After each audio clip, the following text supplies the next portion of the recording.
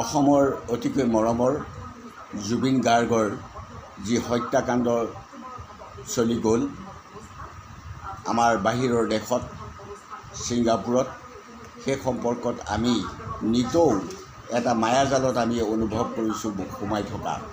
বিশেষকৈ যোৱা ২৬ তাৰিখে গুৱাহাটী যি সেই সিদ্ধাৰ্থ শৰ্মা ঘৰ আছিলে, সেই সিদ্ধাৰ্থ শৰ্মা ঘৰত দিনত সিদ্ধাৰ্থ শৰ্মাক দেখা পাইছিলে ওচৰ চুবুৰীয়া মানুহে। যোৱা কালি এটা ফোন কল ভাইৰেল হৈছে, তাত এজনে সুন্দৰভাৱে কৈছে যে সিদ্ধাৰ্থ শৰ্মাক পৰহি দিনাখন অৰ্থাৎ ২৬ তাৰিখে তেওঁ নিজা ঘৰত দেখা পাইছিলে আৰু হুলস্থুল লাগোতে মানুহ গোট খালে, এদেও দুদেও কৰি প্ৰায় কেইবা হাজাৰ মানুহ গোট খাই গ'ল। তেতিয়া SIT বা পুলিচ বাহিনী ততাতৈয়াকৈ সেই সিদ্ধাৰ্থ শৰ্মা ঘৰত উপস্থিত হ'ল আৰু উপস্থিত হৈ পেলাই তাতেই এটা যিসকল মানুহ গোট খাইছিল তাত লাঠিচাৰ্জ বা মাৰধৰ বা শিলগুটি দলিওৱা এনেকুৱা ধৰণৰ কিছু অভিযোগ আমি শুনিবলৈ পালোঁ। এই অভিযোগবিলাকৰ ফলত সিদ্ধাৰ্থ শৰ্মাক ফোন কলটোৰ অনুসাৰে পুলিচে বেৰিকেড কৰি পেলাই পুলিচৰ গাড়ীত ক'বলৈ পঠাই দিয়া হ'ল আৰু তেতিয়া মানুহে যেতিয়া হুলস্থুল কৰিলে তেতিয়া সেই মানুহক মাৰধৰ কৰিছে। অন্য কি ওচৰ চুবুৰীয়া মানুহক গৈ মানুহৰ ঘৰত দুৱাৰত ভৰিৰে গুৰিয়াই কোনোবাই যদি সেয়া ভিডিঅ'গ্ৰাফী কৰিছে তেতিয়াহ'লে সেই ভিডিঅ'গ্ৰাফী কৰ্তন কৰিবৰ কাৰণে হুলস্থুল লগালে আৰু মাৰপিট কৰিলে আৰু এগৰাকী অজয় আৰু ভিক্টৰ দাসকে কেন্দ্ৰ কৰি কেইবাজনকো এৰেষ্ট কৰিলে। তাত গোট খোৱা অপৰাধত আজিও তেওঁলোকে জেলৰ পৰা নিশ্চয় ওলাব পৰা নাই বা মুক্ত হোৱা নাই।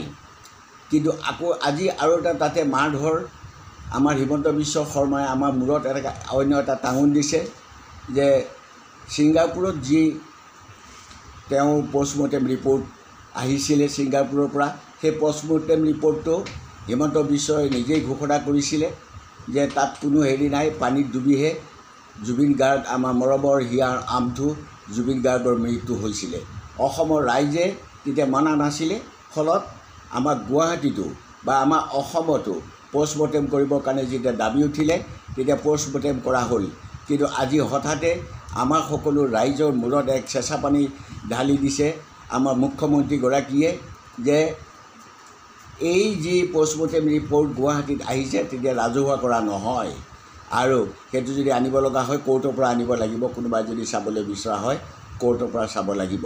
এইটো এটা বৰ আশ্চৰ্যজনক কথা আৰু এইটোৰ দ্বাৰা এটা অনুভৱ কৰা যায় যে জুবিন গাৰ্গৰ হত্যাৰ লগত যেন আৰু কোনোবা ধৰণৰ মুখ্যমন্ত্ৰী আপোন মানুহ জড়িত হৈ আছে নেকি, যে তেওঁলোকৰ কথা ওলাই পৰিব পাৰে যদি জুবিন গাৰ্গক বিষ হোৱা প্ৰমাণিত হয়। গতিকে এনেধৰণৰ ভেকু ভাওনা আমাৰ হিমন্ত বিশ্ব শৰ্মা মুখ্যমন্ত্ৰীগৰাকীয়ে কৰাত আমি আচলতে আমাৰ মৰমৰ জুবিন গাৰ্গৰ যে আমি ন্যায় পাম সেইটোৰ পৰা আমি বহু দূৰলৈ যাব লগা হৈছে আৰু ন্যায় নাপাম। কাৰণ তেওঁলোকে যি কেইগৰাকীক অভিযুক্ত কৰা হৈছে সেই কেইগৰাকীক দিনটো দি বহাই আছে। কেলৈ বহাই থাকিব লগা হৈছে? এইটো কাৰণ এটাই, নিশ্চয় তেওঁলোকক ওলাই যাবৰ কাৰণে, তেওঁলোক নিৰ্দোষী হ'বৰ কাৰণে সকলো ধৰণৰ কাম কৰিবৰ কাৰণে তেওঁলোকক সুবিধা কৰি দিয়া হৈছে। ইয়াৰ পৰা আমি অনুভৱ কৰোঁ যেন আমাৰ মৰমৰ হিয়াৰ আমঠু জুবিন গাৰ্গৰ কোনো ন্যায় পোৱাটো সম্ভৱ নহয়। গতিকে সদৌতি ৰাইজক আমি অনুৰোধ জনাম যে ৰাইজৰ আদালততেই নিজৰ মনৰ ভিতৰতে ৰাখি থওক যে হত্যাকাৰীসকল কেনেধৰণৰ হৈ আজি আমাৰ চৰকাৰৰ দ্বাৰা পোহপাল দিব লগা হৈছে সেইটো কৰি আৰু আমাৰ হিয়াৰ আমঠু জুবিন গাৰ্গৰ কোনো ন্যায় যে নাপায় তাক আমি নিজে অনুভৱ কৰিবলৈ বাধ্য হৈছোঁ।